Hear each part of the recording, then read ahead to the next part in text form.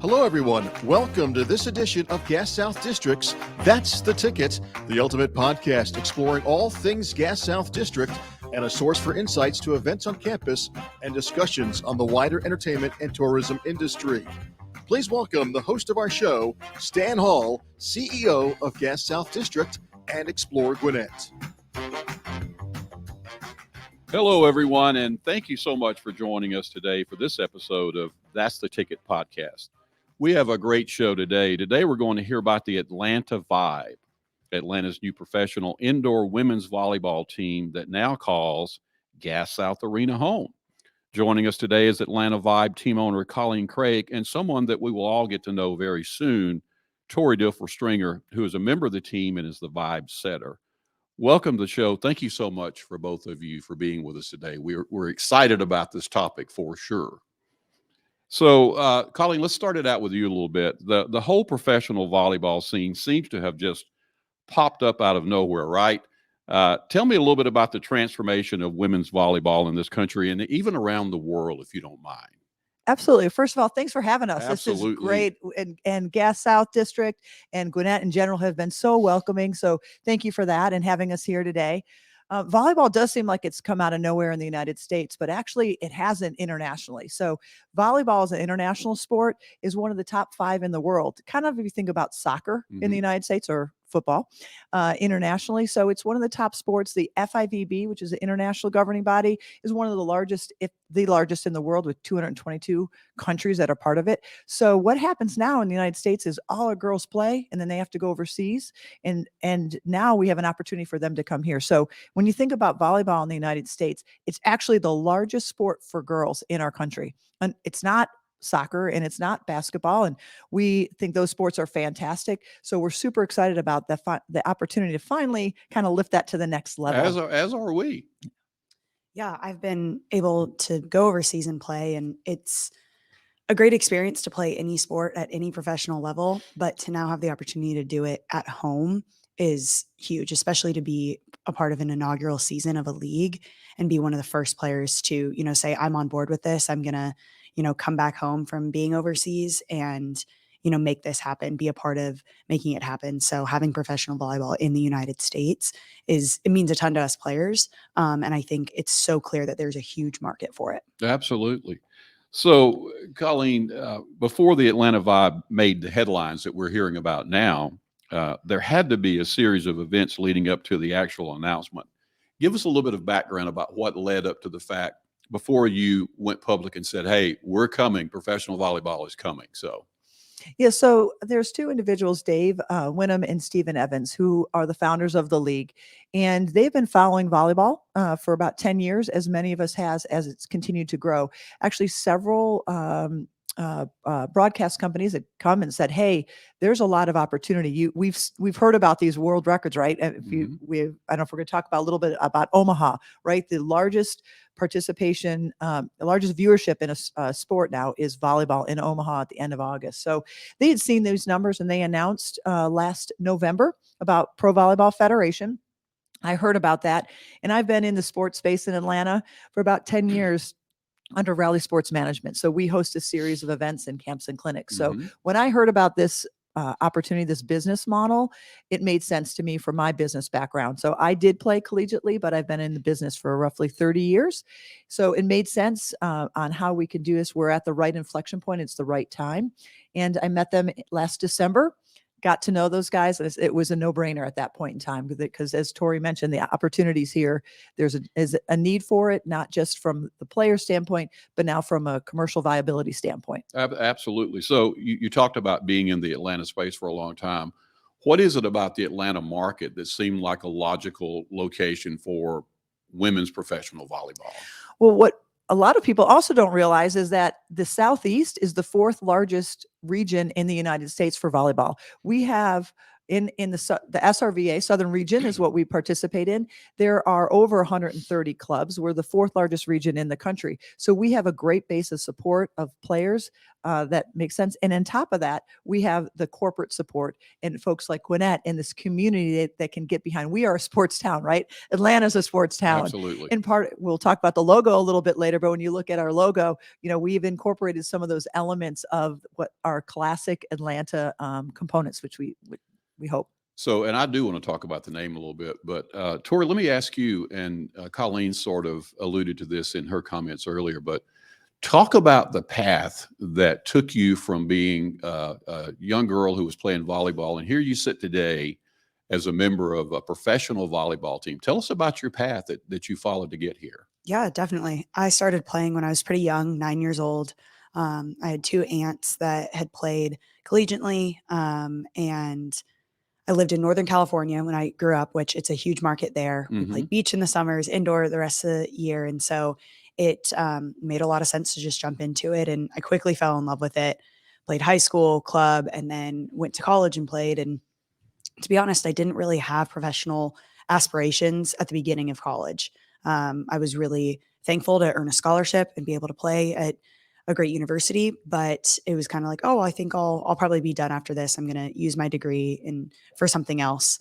And as I went throughout my college career, the opportunity just kind of came about, and I realized that I wasn't done with the game yet. I was realizing the opportunities it was giving me in relationships with people, and that it could take me all over the country and the world. And so I decided that I really did want to pursue it. And, but I have to be honest, I wasn't super pumped about the idea of going and living in a different country. Yeah. I knew that there's some awesome things about it, but I love my family. I want to be close to them.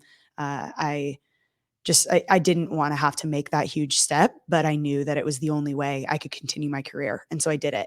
And so I went and played in Italy. Not a bad place to be, right? No, it wasn't. And Italy is a fantastic league. It's largely considered the best, most competitive league in the world. So it was a great opportunity, especially right out of college. Most people aren't getting that opportunity, so I'm really thankful for it. And then I actually got to play in Puerto Rico as well, which was also fantastic. So I'm thankful for that. But I don't think I'd necessarily be in this position if a professional volleyball league was not starting here in the United States. I think my career would be cut much shorter if that wasn't a possibility. Well, now that you've seen that international flavor and all that bringing that to this country in a professional league seems like just an easy target, right? Yeah, absolutely. I think the league has cared about hearing from us players that have been overseas and been in different leagues, and of course, how can we be the premier league, not just in North America, but the world eventually. Absolutely. So Colleen, let's talk about that name. I'm always interested in when new franchises are developed in any sport, how do you finally come up with that name? And I do love the name of the Vibe. I mean, well, it talks about excitement. It talks about everything. So tell us how that came to be and the significance of the name for this team. Sure. So we undertook a input from the community. So we sent out surveys and we sent out a whole bunch of information saying, hey, anyone has a name, send it our way. So we received about 1,000 names came back from 17 different states, actually. And it's surprisingly hard to come up with a name. You think, oh, okay. But once you eliminate things that are other teams, all the animals, all the Greek gods, right? Like those are kind of the common ones. And you start to think then about what is Atlanta and what is Atlanta specific. That's when we started narrowing it down. And we wanted input from a variety of diversity because, right, Gwinnett is very diverse. Atlanta is very diverse. So we had a big group of individuals. We kind of continued to narrow it down. So the name Atlanta Vibe actually came from the community. From an individual who now is a season ticket holders for submitting that name.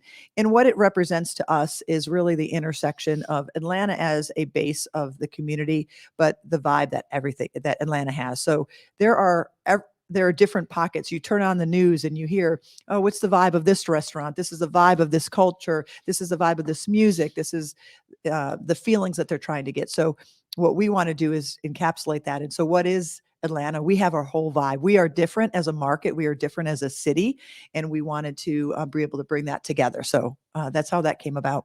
Well, I feel like I have ownership in the name because I did see some poll or something that was sent out when you guys were still talking. I did vote for the Vibe, so I feel like I'm part of the creation of this name in a very Absolutely. small way. But so, Colleen, you did talk a little bit about the Pro Volleyball Federation. Tell us a little bit about how many teams are part of it, where are they located, et cetera. So there's 7 cities in the inaugural season, of which Atlanta is one of them. So we will be playing against the other 6 in Orlando, in San Diego, in Columbus, in Grand Rapids, Michigan, in Las Vegas, and finally in Omaha. Omaha, I'm going to call that out a little bit because, again, if we rewind to the world record that was set in participation, that is in Omaha. We'll talk about that a little bit because you made mention of it. I don't know if everyone knows that number you're talking about is an incredible number. Talk about that situation. And so one of the things I think is interesting about volleyball and what's transpiring now is there's been an intentionality in what they've done in Nebraska. Mhm. And I give them a ton of credit for what they've gone about. So they actually were striving to achieve a attendance record just for volleyball because we've been limited by the size of the arenas Right. and NCAA championships typically. So they said, hey, how do we set a record? So they rented the football stadium. And I think the original goals I've heard was 30, 40,000 people. And what ended up happening, actually, Stan, was they sold out within 48 hours. And then they allowed standing room only to set a world. So they actually have the attendance record over football in that arena. It beat the previous record holder, which I believe was a FIFA women's soccer Right. event. So again, I think that speaks to the support and what happens when you have intentionality about giving that a voice and giving them a platform to show what they're all about. So Omaha is a city which people might be surprised at on first blush, which also leads to the fact that the opening match of the league will be in Omaha. Makes sense with their attendance in their arena, and it will be the Vibe against Omaha in Omaha for opening match. So we hope people tune into that one. Yeah, that's exciting to be the first game of a whole new sports franchise, sports season organization ever. So congratulations on that. So the Atlanta, Omaha, what's the other cities that are included? So again, it's Orlando, Uh-huh. Las Vegas, Mhm. San Diego, Michigan, Columbus. Grand Rapids. And Grand Michigan. Rapids. Yeah. Okay, that's good though. That's a pretty good mix of the country as far as going back and forth there. Yes, So, and for those that are interested, because folks start about, okay, it's a new league, it's up and running.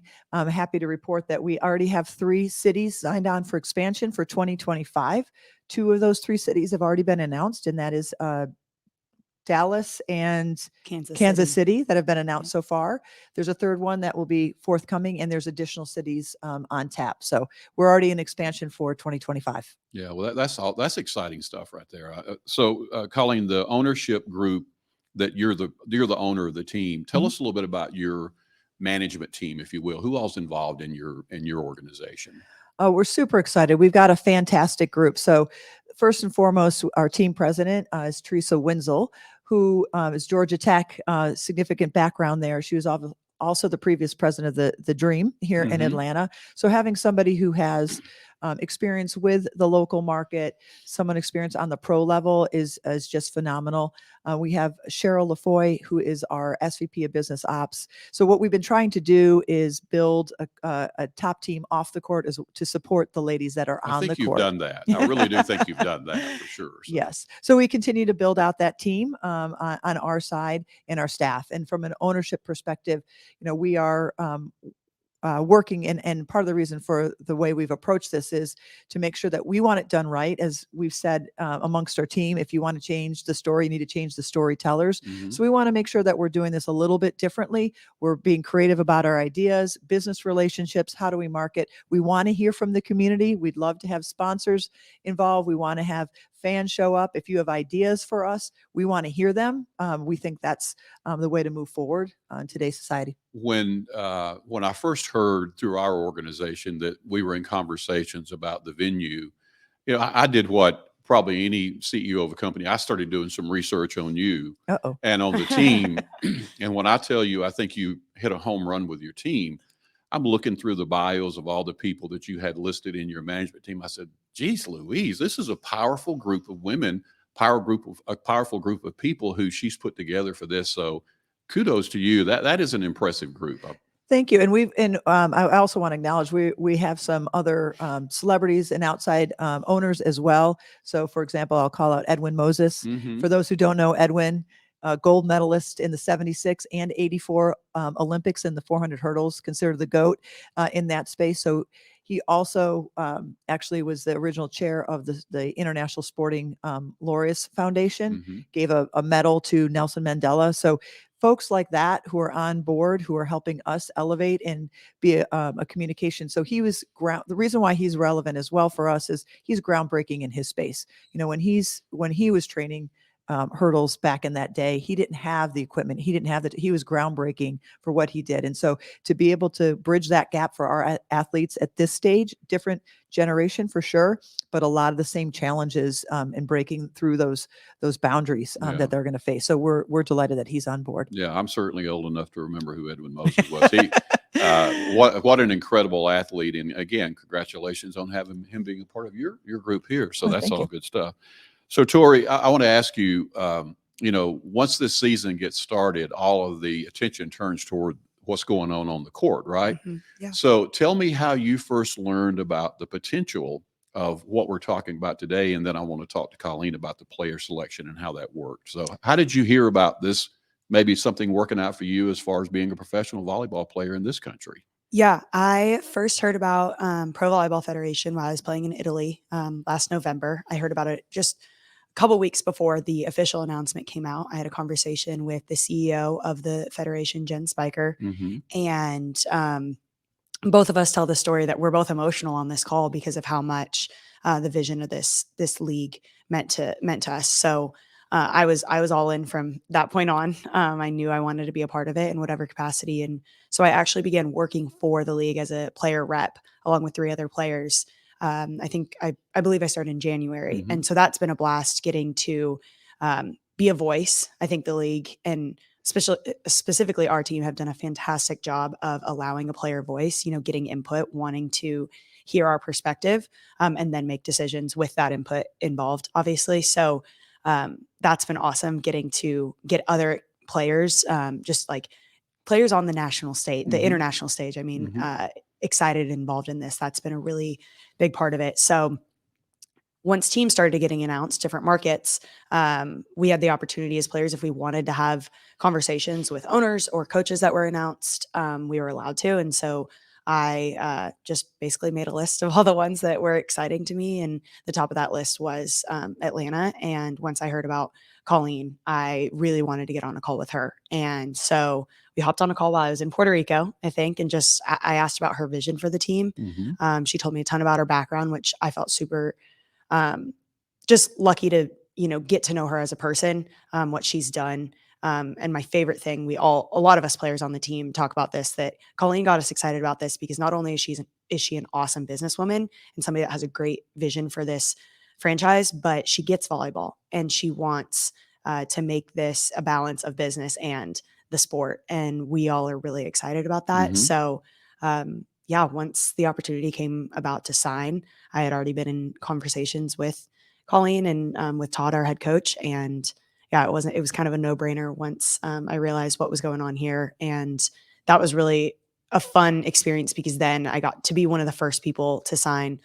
We got to be a part of building the rest of the roster, which is really fun because you'll learn the volleyball community is big. We've talked about it being the Mm-hmm. biggest youth sport and girls youth sport in America. But it's a small world. We all know each other. We've all played against each other in college.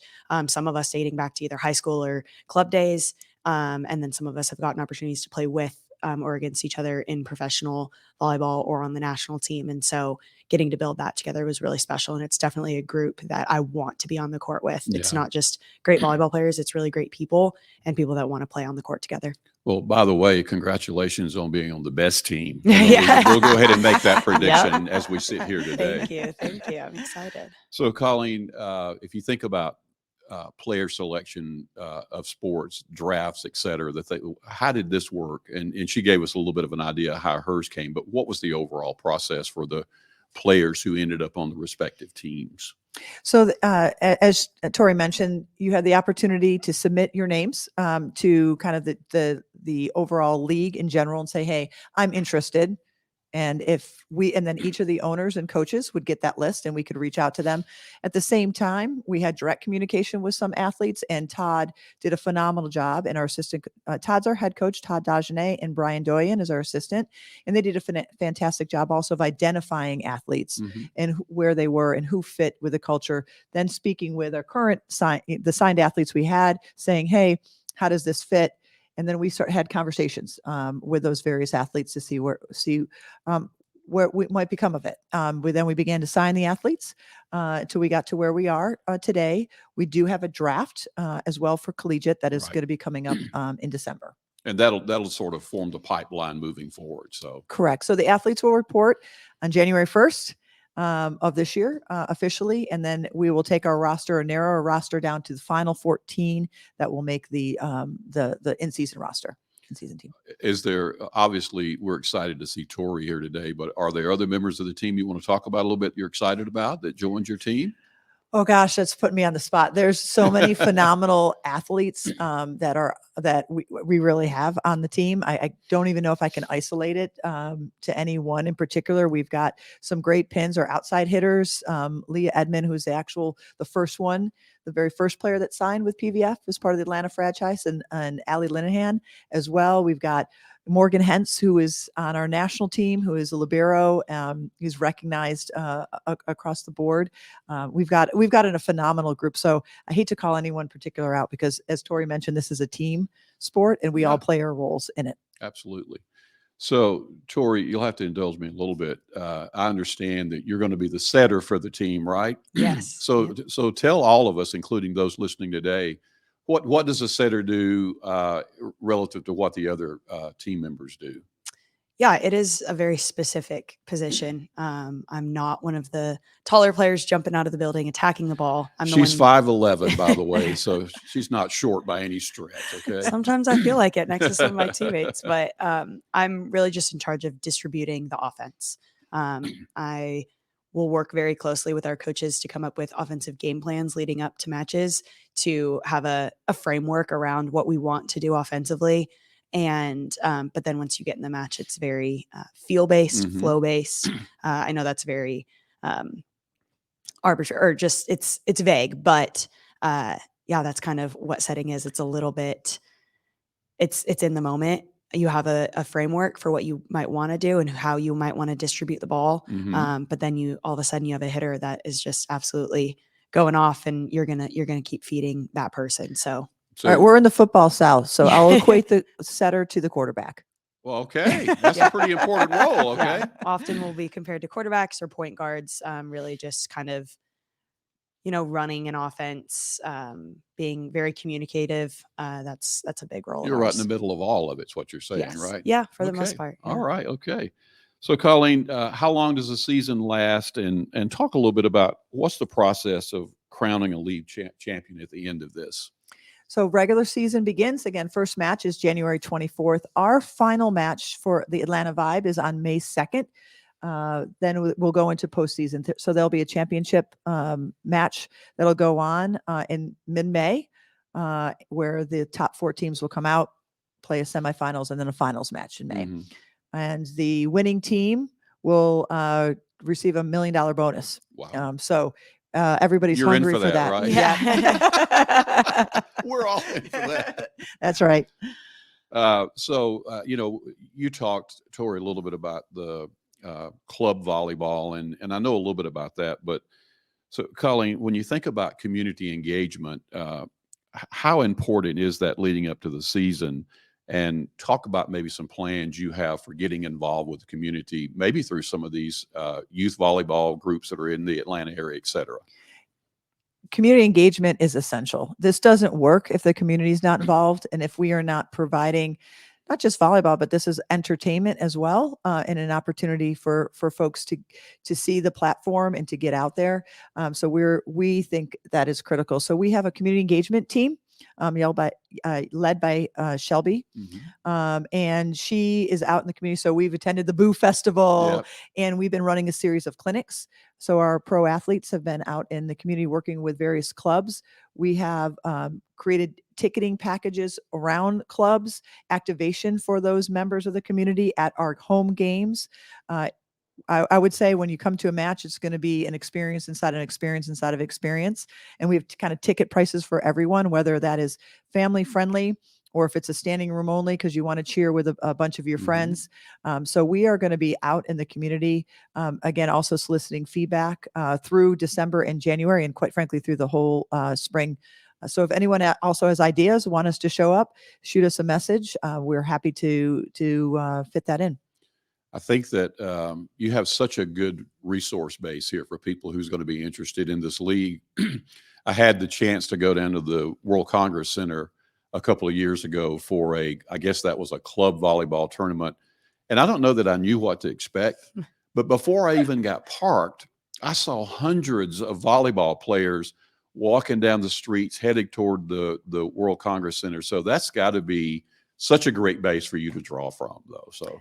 Absolutely. So we have got the players themselves, but it's even more than that. So it's the parents get to go. A lot of interest actually has been what I'll call girl dads. Mm-hmm. There's a lot of dads out there whose daughters play and they don't necessarily know the game. They're there. They want to be supportive, but they maybe not have played. This is the opportunity to come watch, join, Absolutely. learn, participate. So there's a lot of engagement that can occur across the board. Yeah, I can't wait. So I have to say a little bit about Gas South Arena. Absolutely. We are ecstatic that you're going to be playing your games here. What led to the decision to come to the Gas South District Arena versus other opportunities I'm sure you had? I mean, Gas South is amazing. This community is amazing. And I think you guys hopefully know that in what you have. The diversity that you have here, the engagement, your chamber has been welcoming, you've been welcoming in general. So I think it was kind of a no-brainer when we thought about where do we want to be, and this is a development, right? So we understand that this is a two-way street. So we've got to work with you. We want to bring jobs and engagement Absolutely. and that resource to Gwinnett and to Gas South as well. So this is a both way.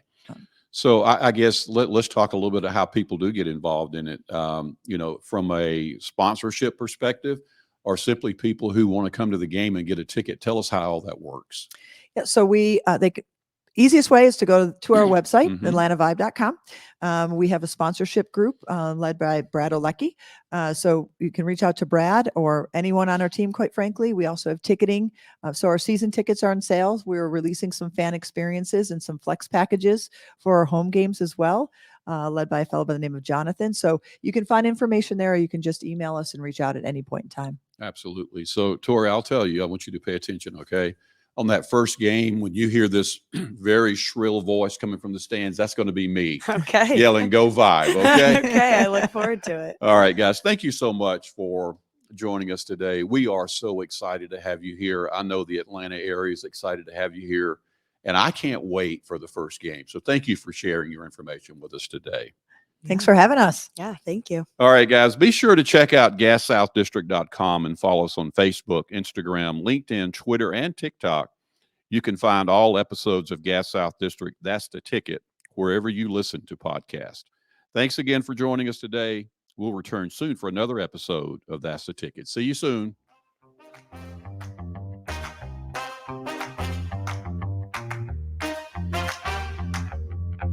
Thanks for joining us today, and we hope you enjoyed the episode. For show notes and further information about Gas South District and upcoming events, please visit our website at gassoutdistrict.com. That's the ticket.